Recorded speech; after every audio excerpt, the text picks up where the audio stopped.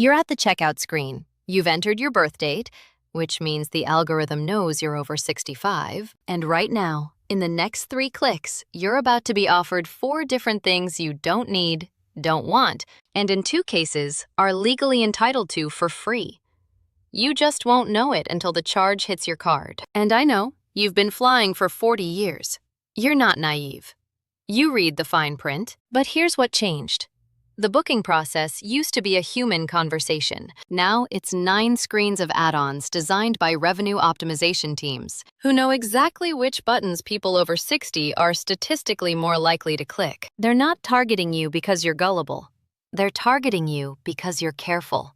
And careful people buy insurance. I'm Jess. I flew for 16 years, and now I tell you what the airlines won't. This video isn't about petty annoyances. It's about 9 specific charges, fees, and services that show up disproportionately on bookings made by passengers over 60. And in several cases, they're for things you're legally entitled to receive for free. I'm going to show you what each one is, why it shows up, who's behind it, and the exact words to use to avoid it or reverse it. Some of these I watched flight attendants have to enforce. Some I had to say no to, even when I wanted to help. And one of them made me so angry, I reported it to a supervisor 3 times before I left the industry. By the end of this, you'll know which boxes to never check, which phone number to call instead of booking online, and which 7 words will get a gate agent to stop mid-sentence and fix a charge you didn't know you could dispute. Let's start. First one. Any charge, anywhere, for wheelchair assistance. If you see it on your booking confirmation, on an airport kiosk screen, or handed to you as a fee after you land, it's illegal. Full stop. Airlines are required by law to provide wheelchair service for free. But here's what's happening. Third-party airport contractors, especially at smaller airports and international terminals, are adding porter fees or mobility assistance charges to invoices, and hoping you don't know the difference. This exists because the airport contracts out the wheelchair service to a staffing company, and that company is trying to pad revenue. The airline doesn't see it unless you complain. The contractor is banking on passengers assuming it's legitimate, or being too embarrassed to push back. If anyone hands you a bill for wheelchair service, say this. This service is required by the Air Carrier Access Act to be provided at no charge. I'm not paying this, and I need your supervisor's name. Then photograph the invoice. Most of the time, it disappears immediately. Now, I have to be honest. Tips for wheelchair attendants are different. Tipping is optional and personal. I'm talking about printed fees on official-looking paperwork. Those are the scam. I watched this happen to a man named Eugene in Fort Lauderdale. He'd just landed from Philadelphia. The attendant wheeled him to baggage claim, then handed him a printed slip that said, "Mobility service, $35. Eugene pulled out his wallet. I happened to be passing in uniform on my way to a connection, and I stopped. I told the attendant, "That's an ACAA violation and you know it." The paper disappeared. Eugene looked at me and said, "I thought I had to pay." That's exactly what they're counting on. Wheelchair fees are illegal. This next one isn't illegal. It's just designed to look mandatory when it's not. Paying $40 to $90 to select an aisle or bulkhead seat when you have a mobility issue, when you can request the exact same seat for free by calling the special assistance line. You're booking a 5-hour flight. You know a middle seat in row 38 is going to be painful. So when the screen says, "Premium seat selection, extra legroom, $59. You click it. It feels like the responsible choice. Here's what the booking flow won't tell you. If you have any mobility impairment, knee replacement, hip surgery, arthritis that makes standing difficult, chronic pain, you are entitled to request accommodation seating at no charge. That's not an upgrade. That's an accessibility request. The airline has a separate inventory of aisle and bulkhead seats held for exactly this reason. But they're only released if you call and use the right language. The online booking system will never offer them to you. It'll just sell you the seat you could have gotten free. Call the airline's special assistance desk, not the main booking line, and say, "I have a mobility impairment that makes it difficult to stand and move in a confined space. I need to request an aisle or bulkhead seat to accommodate that." Do not say, "I'd prefer." Do not say, "Is it possible?" Say, I need to request accommodation. This doesn't guarantee you'll get it. Load factors matter. But in my 16 years, I saw this work about 80% of the time, when passengers called at least 48 hours before the flight. What I never saw work: clicking the paid upgrade box and then trying to get a refund later. So that's seat selection. Now let's talk about the insurance that shows up right before you click purchase. Travel insurance sold at airline checkout that covers things you're already covered for and doesn't cover the one thing you actually need. The screen says, "Protect your trip, $89. Covers cancellation, delays, medical emergencies."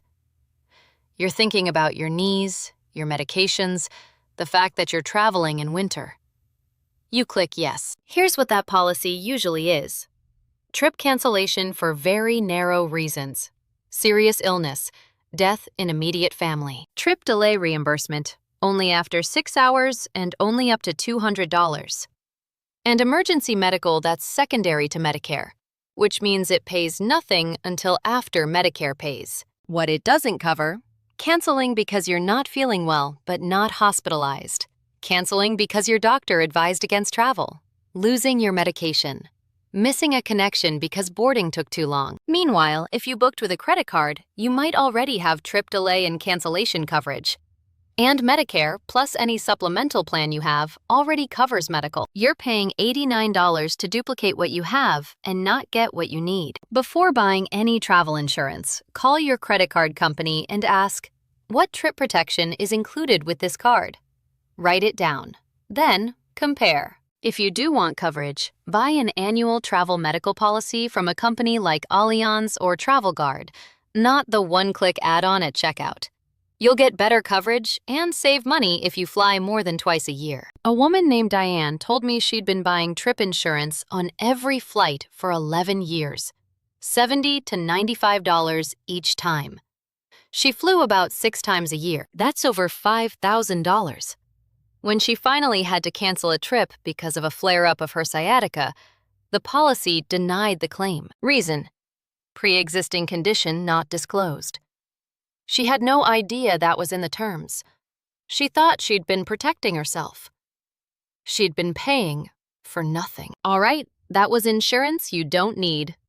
This next one is a fee you shouldn't have to pay at all: the $25 to $50 phone booking fee, charged when you call because you can't navigate the website or app, or because you're trying to arrange special assistance that can't be done online. You need to book a flight, but you also need to request a wheelchair or preboard or check a CPAP or arrange an oxygen concentrator. You can't do that through the app, so you call. The agent books your flight. Then at the end they say, "There's a $35 phone service fee." You think that's just how it works. It's not. If you're calling because you require disability accommodation or special assistance that cannot be completed online, the phone fee is supposed to be waived. This is in the airline's contract of carriage. But here's what happens. The reservation agent doesn't always know to ask why you're calling, or they're hit with a metric that penalizes them for waiving fees, so they don't volunteer the information. You get charged. You don't dispute it because you assume it's policy. At the beginning of the call, before they start the booking, say this: "I'm calling because I need to arrange special assistance that can't be done online. I'm requesting a wheelchair," or whatever you need. "And I'm asking that the phone booking fee be waived per your accessibility policy." If they say they can't, say, "Can you please note in my reservation that I requested the waiver and was denied, and provide me with the reference number?" That sentence does 2 things. It triggers supervisor review, and it makes the agent think twice. I wish I could tell you this works 100% of the time. It doesn't. Some airlines are better than others, but it works often enough that it's worth saying. And if you do get charged and you are calling for accessibility, you can dispute it after the fact. Okay, that's the first 4. You're seeing the pattern. They're not hiding these things. They're just not telling you. Let's keep going, because the second half gets worse. Selling priority boarding to passengers who are legally entitled to pre-board for free. You're at the gate. You know boarding is going to be chaos. You don't want to fight for overhead bin space or stand in a long line. So when you checked in, you paid $20 for priority boarding, Group 2. You thought you bought peace of mind. Here's what you might not know. If you have any condition that makes standing in line difficult, mobility impairment, chronic pain, balance issues, you use a cane, you qualify for pre-boarding. That's before Group 1. That's before priority. And it's free. The airline is required to offer it, but the online check-in system will never tell you that. It'll just sell you Group 2. At the gate before boarding starts, go up to the podium and say, "I have a mobility impairment, and I'd like to request pre-boarding." They'll let you on first. If you've already paid for priority boarding and you realize you qualified for pre-board, you can request a refund after the flight. But it's easier to just know before you buy. And honestly, this one makes me angry. Because I stood at the gate and watched people pay for something I knew I was about to offer for free 30 seconds later. That was about boarding. This next one is about your luggage. Baggage insurance, or baggage protection, sold at checkout for $12 to $18 per trip, when most travel credit cards already cover delayed and lost luggage up to $3,000. This coverage typically pays out if your bag is delayed more than 6 hours, usually $50 to $100 for essentials, or if it's lost entirely, actual cash value of contents. But if you paid for your flight with a card like the Chase Sapphire Preferred, Capital One Venture, or even many no-fee cards, you already have that exact coverage built in. The airline's add-on is redundant, and the claims process for the add-on is often harder than going through your credit card. Call your credit card issuer and ask, "If my checked bag is delayed or lost, what coverage do I have?" Then don't buy the airline's version. A man named Robert bought baggage insurance on every flight for 2 years. Then his bag got lost on a flight to Phoenix. He filed a claim with the insurance he'd purchased. It was denied because he didn't have receipts for the clothing inside. Meanwhile, his credit card would have covered it with a simple affidavit. He didn't even know the credit card coverage existed. Nobody told him. All right, we're at 7. These last two are the ones that surprised me the most. Airport currency exchange kiosks that advertise no fees, but bury a 10 to 15% markup in the exchange rate itself. You're about to board an international flight. You realize you need euros or pesos or pounds. You see a kiosk that says currency exchange, no commission. You exchange $300. You don't realize until later you just lost 40. These kiosks are not run by the airline. They're concessionaires, and they make money on the spread, the difference between the real exchange rate and the rate they give you. They're legally allowed to do this, as long as they post the rate. But the rate is in tiny print, and the no fees sign is in huge print. Passengers over 60 are statistically more likely to exchange cash at the airport because they didn't grow up using ATMs abroad, and the kiosks know it. Do not exchange money at the airport. When you land, find an ATM and withdraw local currency. Your bank will charge a foreign transaction fee, usually 1 to 3%, but that's far less than the airport kiosk. Or get a no foreign transaction fee card before you go. I can't stop you from using the kiosk if you're in a bind, but I can tell you I've never once seen a seasoned flight attendant exchange money there. We all know. If this is helping, subscribe. I put out a new video every week with the information the airlines assume you'll never find. Then let's finish this. One more. And this is the one I reported 3 times. Charging for a companion boarding pass when airlines are required to let your companion board with you for free if you need assistance. You're traveling with your daughter or your spouse because you need help getting to your seat, stowing your bag, or managing your carry-on. At check-in, the kiosk asks if you want to add a companion to priority boarding for $25. You click yes because you assume that's how it works. It's not. If you've requested wheelchair or pre-boarding assistance, your companion is automatically allowed to board with you at no charge. That's the policy. The kiosk charge is for people who want to bring a companion into Group 2 or Group 3 as a convenience. But the way it's worded, it sounds like you're paying for something you need. And if you actually need it, you don't pay. If you've been charged for this, go to the gate and say, "I requested wheelchair assistance. My companion needs to board with me to provide that assistance. I was charged a companion boarding fee and I'd like it refunded." They'll refund it. But better yet, don't click the box in the first place. I saw this happen to a woman named Miriam and her son. She had severe arthritis. She needed his help. They paid $25 at the kiosk because the screen made it sound mandatory. When they got to the gate, I saw the charge on her boarding pass. I told her. She teared up. Not because of the $25, because she felt tricked. And she had been. This is the one that made me furious, because it's targeted. It shows up for passengers who've already flagged themselves as needing help. All right, last one. Gate agents offering you a premium seat upgrade for $60 to $80 at the last minute, when the seat they're selling you is a standard economy seat that's going to be empty anyway, just a few rows forward. You're at the gate. They call your name. The agent says, "We have an opportunity to move you to a premium seat with more legroom for $69. Would you like that?" You say yes because it sounds like an upgrade and you want to be comfortable. Here's what's happening. The flight is nearly full. They're trying to fill the last few seats and maximize revenue. The seat they're offering you isn't actually premium.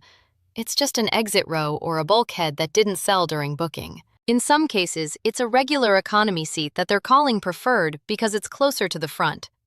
You're paying for something that in 10 minutes might be assigned to someone for free during irregular operations or given as a courtesy. If you're offered this, ask, is this an upgrade to a different class of service, or is this a seat reassignment within economy?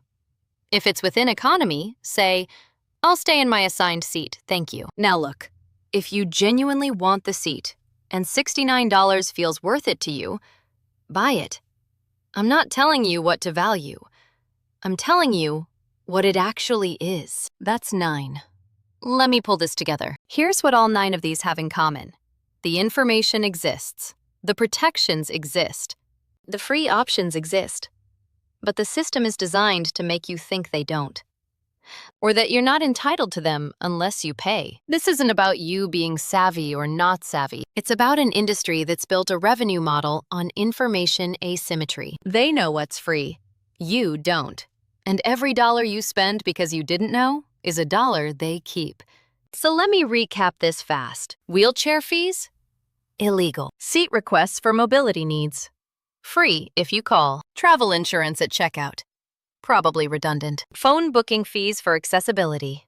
Often waivable. Priority boarding when you qualify for preboard? You're paying for something you already have. Baggage insurance when your credit card covers it? Redundant again. Currency exchange kiosks? Legalized theft. Companion boarding fees when you need assistance? Waivable. Gate upgrades that aren't upgrades, just repositioning. You don't need to memorize all of this. Pick the 2 that apply to your next trip and use them. Write down the exact words. Put them in your phone. That's enough. This isn't about gaming the system. This is about not being gamed by it. You've earned the right to travel without being nickel and dimed for things you're entitled to or already paying for. Flying at 70 or 80 or beyond should not feel like walking through a carnival where every booth is trying to get you to spend money you don't need to spend. Before your next flight, do 3 things. 1. Call your credit card company and ask what travel protections you already have. Write it down. 2. If you need any kind of assistance, wheelchair, preboard, seat accommodation, call the airline's special assistance line, not the website. 3. Screenshot this video or write down the exact words for the situation you're most likely to face. You'll use them. I left the airlines 3 years ago. That's the only reason I can tell you this. While I was working, I couldn't. Now I can. And I will. Every week. There's another video on your screen right now about the benefits airlines don't tell you about. Watch that next. I'll see you there.